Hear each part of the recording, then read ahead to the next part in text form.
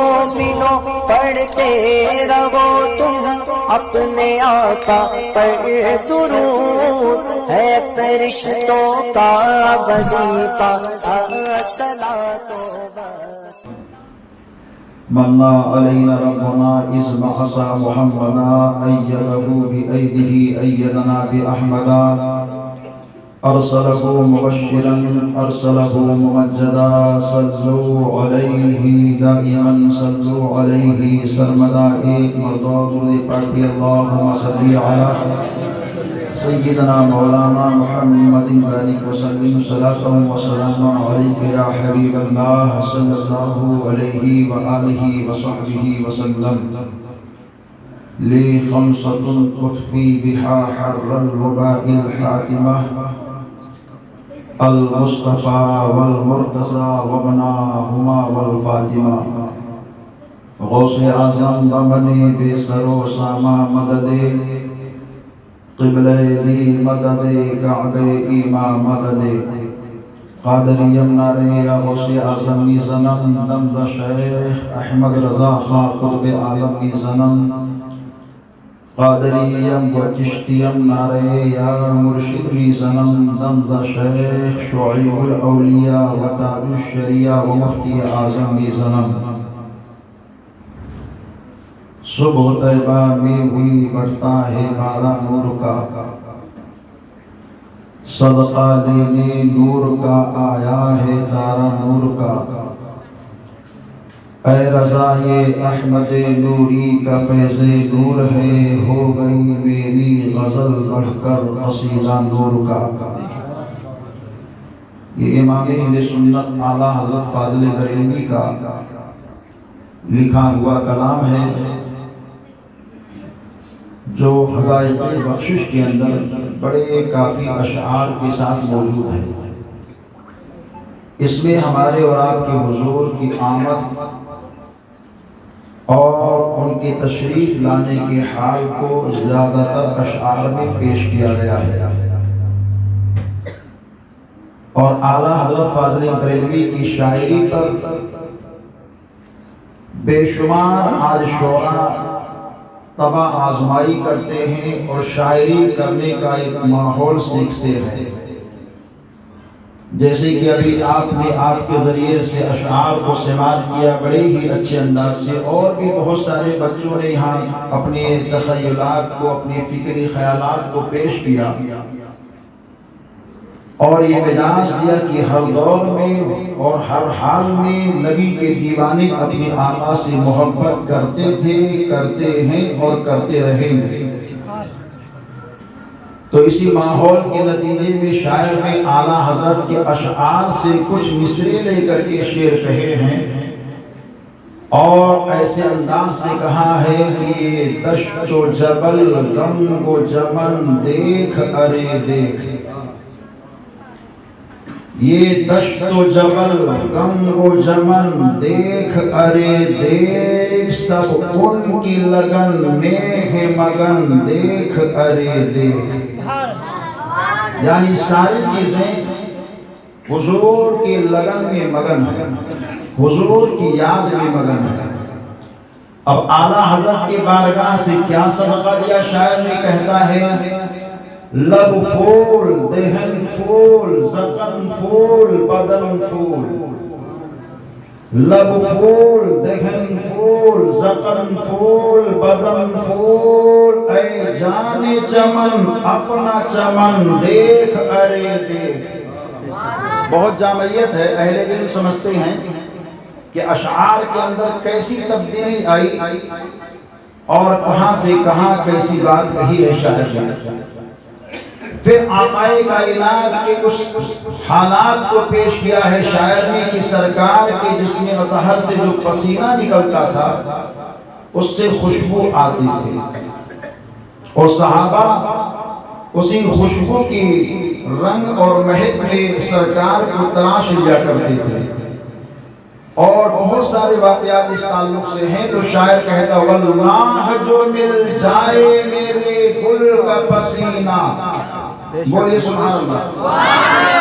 واللہ جو مل جائے میرے گل کا پسینہ، مانگے نہ کبھی عطر دلہن دیکھ ارے دیکھ۔ یعنی حضور کے پسینے کا حال ایسا ہے کہ اگر کسی کو مل جائے تو دلہن کو یا جو خوشبو والے ہیں ان کو عطر کی یا خوشبو کی ضرورت ہی نہیں ہوگی۔ تو اشعار بہت سارے ہیں، بس اسی پر اپنی نظمی عقیدت کا ماحول ختم کر کے نثر کی جانب آنا چاہتا ہوں کہ ہم نے قرآن پاک کی آیت پاک جو پڑھی ہے، اللہ نے اعلان فرمایا قد جاءکم من اللہ نور، تحقیق کی اللہ کی جانب سے نور آیا۔ اللہ عز و جل نے سب سے پہلے ساری کائنات میں اپنے حبیب کے نور کو پیدا کیا۔ کوئی شے تھی نہیں، سب سے پہلی مخلوق اللہ کی کائنات کے اندر ہمارے اور آپ کے حضور کا نور ہے، اور جب یہ نور اللہ نے سب سے پہلے پیدا کیا تو پھر معبود برحق نے اس کو رکھا کہاں؟ تو علماء بیان فرماتے ہیں کہ کوئی چیز تھی نہیں تو اللہ نے اپنے حبیب کے نور کو اپنے قرب خاص میں رکھا، اور قرب خاص میں رکھ کر اپنے تجلی کا وہ ظہور فرمایا کہ اپنے حبیب کے نور کو ایسا حسین نور بنا دیا کہ اس نور سے ساری کائنات کی چیزوں کی تخلیق ہونی شروع ہو گئی۔ اللہ نے اسی نور سے زمین، آسمان اور 18,000 مخلوق کو پیدا کیا۔ تو ایسا نہیں ہے کہ نور کو کاٹ کر کے ساری چیزوں کو بنایا گیا، نہیں، بلکہ اس کی مثال اس طرح سمجھیے کہ ایک چراغ روشن ہو اور اس روشن چراغ سے ہزاروں چراغ آپ جلاتے جائیں تو پہلے چراغ کی روشنی میں، لو میں کوئی کمی نہیں آتی، نہ اس کو کاٹا جاتا ہے نہ بانٹا جاتا ہے، بلکہ اس سے اس کو ٹچ کیا جاتا ہے تو دوسرا چراغ جل جاتا ہے۔ ایسے ہی اللہ تعالیٰ نے اپنے حبیب کے نور سے ساری کائنات کو پیدا کیا، اور نبی پاک کا نور پہلے ہی کی طرح برقرار تھا۔ اب نور کہتے کسے ہیں؟ نور کے بارے میں کسی نے کہا نور ایک چمک کا نام ہے، کسی نے کہا نور ایک شعاع کا نام ہے، کسی نے کہا نور ایک جھلک کا نام ہے، کسی نے کہا نور ایک اجالے کا نام ہے۔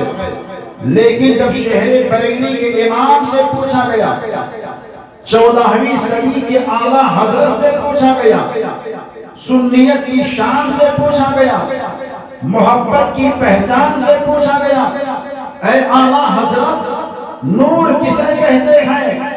تو ہمارے اور آپ کے اعلیٰ حضرت کہتے ہیں کہ نور اسے کہتے ہیں جو خود روشن ہو دوسرے کو روشن کر دے۔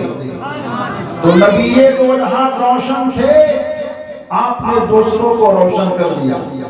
اب اس کی مثال واقعات کی سطح پر اگر دیکھا جائے تو یہ ہے کہ اللہ تعالیٰ نے جب اور دوسری مخلوق کو پیدا کیا تو مخلوق کو پیدا کرنے کے بعد میں اللہ نے حضرت آدم کی تخلیق فرمائی، اور جب جسم آدم بن گیا، تیار ہو گیا، تو اللہ نے روح کو کہا اے روح تو آدم کے جسم میں چلی جا، لیکن جب روح جاتی ہے فوراً باہر آ جاتی ہے۔ اللہ نے کہا اے روح میں نے تجھ کو آدم کے جسم میں بھیجا، باہر تو کیوں آ گئی؟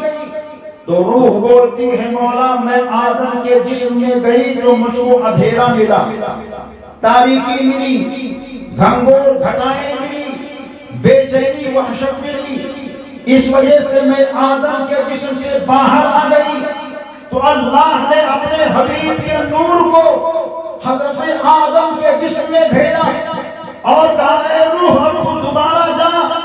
دوبارہ جب روح جاتی ہے تو باہر نکلنے کا نام نہیں، اللہ نے روح سے کہا اے روح پہلے تو گئی تو باہر آ گئی، دوبارہ اب نکلتی کیوں نہیں ہے؟ تو روح سے آواز آتی ہے مولا پہلے میں نے مگر اب تیرے نبی کے نور کا اجالا مل رہا ہے اور تیرے نبی کے نور سے سکون اور چین مل رہا ہے۔ کو ذرا کم کر دیجئے، تقریر جو ہے الگ انداز سے ہوگی۔ یہ موبائل جو ہے اسپیکر کے پاس ذرا رکھ دیجئے، دوسرے لوگ بھی سن لیں گے۔ لے لو کوئی صاحب وہاں چالو ہے۔ ہاں درود پاک پڑھیں، اللہ رب محمد صلی اللہ علیہ وسلم، نحن عباد محمد صلی اللہ علیہ وسلم۔ اپنے آقا کی میلاد کو سننے کے لیے ہم سب بیٹھے ہیں، نبی دو جہاں کی بات اور میلاد کو سننے کے لیے بیٹھے ہیں۔ مکمل ذہن کو حاضر کر کے بیٹھیں، بازاروں بات نہیں ہوگی، بات ہوگی حقیقت کی، بات ہوگی، بات ہوگی الفت کی، بات ہوگی، بات ہوگی علم و عمل کی، بات ہوگی، بات ہوگی سچائی کی، بات ہوگی۔ وہ اور لوگ ہوتے ہیں جن کے یہاں صرف بازاروں بات ہوتی ہے، جو بازار میں چلتے ہیں۔ ہم بازار میں چلتے تو ہیں مگر غدار بن کر کے نہیں چلتے، اپنے آقا کے وفادار بن کر کے چلتے ہیں، نبی پاک سے محبت کرنے والے بن کر کے چلتے ہیں۔ پہلے وہ نبی پاک کی میلاد نہیں مناتے تھے، کہتے تھے سیرت النبی کا جلسہ ہو۔ اب وہ لوگ بھی لیبل لگانا شروع کر دیے، اور لیبل لگانے کے ساتھ ساتھ حیران تو اس بات پر ہے کہ جو جماعت نبی پاک کے میلاد کو شرک کہتی تھی، بدعت کہتی تھی، اور نہ جانے کیسے کیسے فتوے دیتی تھی، وہاں کے ملک میں بھی عید میلاد النبی منانے جانے کا اعلان ہو گیا ہے، اور وہاں بھی نبی پاک کی میلاد منایا جانا لگا ہے۔ وہ کون سا ملک ہے؟ تو دنیا کہتی ہے 100 سال پہلے آقا کائنات کا میلاد سعودی عرب کی سرزمین پر منایا جاتا تھا، مگر 100 سال کے عرصے میں ان لوگوں نے بند کر دیا تھا، لیکن 5 سالوں سے نبی پاک کی میلاد وہ بھی کرتے ہیں، اور دنیا والوں کو بتاتے ہیں میلاد کیوں نہ کیا جائے۔ اسی میلاد مصطفیٰ کی برکت ہے کہ آج دنیا مجھ کو جانتی بھی ہے اور آج دنیا مجھ کو پہچانتی بھی ہے۔ یہ پاک صاحب رونق کے نور کو اللہ نے حضرت آدم کے جسم میں بھیجا، اور جب جسم آدم میں نبی پاک کا نور پہنچا تو اس نور کو اللہ نے حضرت آدم کے پشت کے اندر ٹھہرایا۔ حضرت آدم کے پیٹھ کے اندر میرے آقا کا نور ہے، تو اس نور کی تعظیم اور توقیر فرشتے پیچھے کھڑے ہو کر کے کر رہے ہیں۔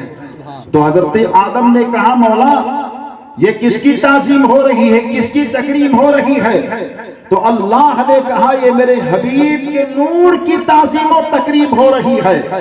تو حضرت آدم نے کہا مولا اس نور کو پشت سے منتقل کر کے میری پیشانی میں چمکا دے، تاکہ وہ فرشتے جو پیچھے وہ میرے سامنے آ جائے، میں ان کو دیکھوں وہ مجھ کو دیکھیں۔ تو اللہ نے اپنے حبیب کے نور کو حضرت آدم کی پیشانی میں روشن کیا، اور فرشتے اب سامنے آ گئے۔ تو پھر حضرت آدم کہتے ہیں مولا تیرے حبیب کے نور کو تیرے فرشتے دیکھ رہے ہیں، میں دیکھ نہیں پا رہا ہوں، تو مولا ایسا کر دے کہ میں تیرے حبیب کے نور کی زیارت سے فیضیاب ہو جاؤں۔ تو اللہ نے اپنے حبیب کے نور کو حضرت آدم کے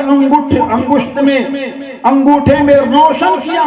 تو حضرت آدم نے اپنے انگوٹھے کو اٹھایا، ہاتھوں کو اٹھایا، انگوٹھے کو آنکھ اور منہ سے لگا کر کے چومنا شروع کر دیا۔ آج ہم لوگ نام نبی پر چومتے ہیں تو کسی اور کے طریقے پر نہیں، اپنے باپ حضرت آدم علیہ السلام کے طریقے پر چوما کرتے ہیں۔ اور یہی نور ایسا جمال والا، ایسا برکت والا، ایسا رفعت والا کہ اگر نور کی تعریف میں کرتا رہوں کہ نور پاک مصطفیٰ نے کس کو چمکایا، کس کو روشن کیا، تو آقا کائنات کی میلاد جو بیان کرنے کا مزاج میں نے بنایا ہے وہ کما حق ہو نہیں سکتا ہے۔ وقت پورا ہو جائے گا، اختصار کے ساتھ یہ سمجھیے کہ آقا کائنات کا یہ نور ہے جس نے ہر ایک کو چمکایا۔ آدم صفی اللہ کی آدمیت میں مصطفیٰ کا نور ہے، نوح نبی اللہ کی شجاعت میں مصطفیٰ کا نور ہے، شیش کی پارسائی میں مصطفیٰ کا نور ہے، داؤد کی لحنیت میں مصطفیٰ کا نور ہے، سلیمان کی سلطنت میں مصطفیٰ کا نور ہے، یعقوب کے اعتماد میں مصطفیٰ کا نور ہے، ایوب کے صبر میں مصطفیٰ کا نور ہے، دانیال کی سہم و فقاہت میں مصطفیٰ کا نور ہے، یحییٰ کی شہادت میں مصطفیٰ کا نور ہے، ابراہیم کی خلت میں مصطفیٰ کا نور ہے، اسماعیل کے ذبح و ایثار میں مصطفیٰ کا نور ہے، عیسیٰ کی مسیحائی شان میں مصطفیٰ کا نور ہے، حضرت عبداللہ کی پیشانی میں مصطفیٰ کا نور ہے، عبداللہ کی جبین میں مصطفیٰ کا نور ہے۔ یہ نور اتنا پاورفل اور باکمال ہے کہ جس کے پاس پہنچا سب کو چمکاتا رہا۔ یہی نور جب حضرت عبداللہ کی پیشانی سے منتقل ہو کر کے حضرت آمنہ کی پیشانی میں آتا ہے، ان کے شکم میں آتا ہے، تو ایسا روشن کرتا ہے، ایسا روشن کرتا ہے کہ سیدہ آمنہ کہتی ہیں میں روم میں ہوتی تھی تو چراغ جلانے کی نوبت نہیں آتی تھی، اندھیرے میں جاتی تو اندھیرا نہیں ہوتا، ہر جانب اجالا ہی اجالا ہوتا تھا۔ تو ہمارے آقا کا نور جہاں جہاں گیا، جس حال میں گیا، سب کو روشن کرتا رہا، چمکاتا رہا، تابناک کرتا رہا۔ نبی محترم کا پیارا نور چل کر کے سلسلہ در سلسلہ، نسل در نسل، پشت در پشت، سلب در سلب چل کر کے جب حضرت عبد المطلب کی پیشانی میں آیا۔ یہ حضرت عبد المطلب کون ہیں؟ ہمارے اور آپ کے آقا، دونوں عالم کے داتا، سرور کائنات کے پیارے دادا جان ہیں، اور ایسے محبت کرنے والے حضور سے ہیں کہ ان کی پیشانی میں جب آمنہ کے لال کا نور پہنچا تو آپ مکے کے اندر ہوتے یا مکے کے باہر ہوتے، جو لوگ آپ کو دیکھتے آپ کی تعظیم کے لیے کھڑے ہو جاتے تھے۔ جب وہاں کوئی پریشانی آتی تو لوگ یہ کہتے اے سردار مکہ آپ دعا کیجئے، تو حضرت عبد المطلب کہتے ہیں میں صحن کعبہ میں پہنچتا اور اپنی پیشانی پر ہاتھ رکھ کر کے کہتا اے میری پیشانی کو چمکانے والے خالق و مالک، اگر یہ چمک حقیقی چمک ہے، مقبول چمک ہے، محمود چمک ہے، اچھی چمک ہے، تو اس چمک کے فیضان سے جن لوگوں نے مجھ سے دعا کے لیے کہا ان کی دعا کو تو قبول فرما لے۔ تو حضرت عبد المطلب یہ کہتے ہیں میں دعا کرتا تو اس دعا کی برکت، اس چمک کی برکت ایسی حاصل ہوتی کہ سب کی مرادیں پوری ہو جاتی تھی۔ اور یہی نور جب چل کر کے ہمارے اور آپ کے آقا کے والد محترم کی پیشانی میں آیا، جنہیں ہم حضرت عبداللہ کہتے ہیں، تو حضرت عبداللہ اتنے کمال والے اور اتنے حسین تھے، پیشانی اتنی کشادہ تھی اور چمک ایسی چہرے کی تازہ تھی کہ وہاں کے لوگ جب آپ کے بچپن کے حال کو دیکھتے تو ایک دوسرے میں کہتے ایسے حسین شکل والا بچہ ہم نے دیکھا نہیں ہے۔ حضرت عبداللہ جب نوجوان ہو گئے تو لوگ اپنے بچوں سے کہتے اے نوجوانوں ایسے ہی رہو جیسے کہ سردار مکہ کا بیٹا حضرت عبداللہ رہا کرتا ہے۔ نہ کبھی آپ کھیل کود میں گئے، نہ بے حیائی کے اڈے پر گئے، نہ برے لوگوں کے ساتھ آپ کبھی بیٹھے، ہمیشہ پارسائی کی زندگی کو گزارا کرتے تھے۔ اور تاریخ یہ کہتی تھی کہ اتنے حسین اور اتنے پارسا تھے کہ حضرت عبد المطلب کے 12 بیٹے اور کئی شہزادیاں تھیں، مگر سارے بیٹوں میں سب سے اونچی شان والے، سب سے اچھی عظمت والے، سب سے بہتر چال والے حضرت عبداللہ ہی ہیں۔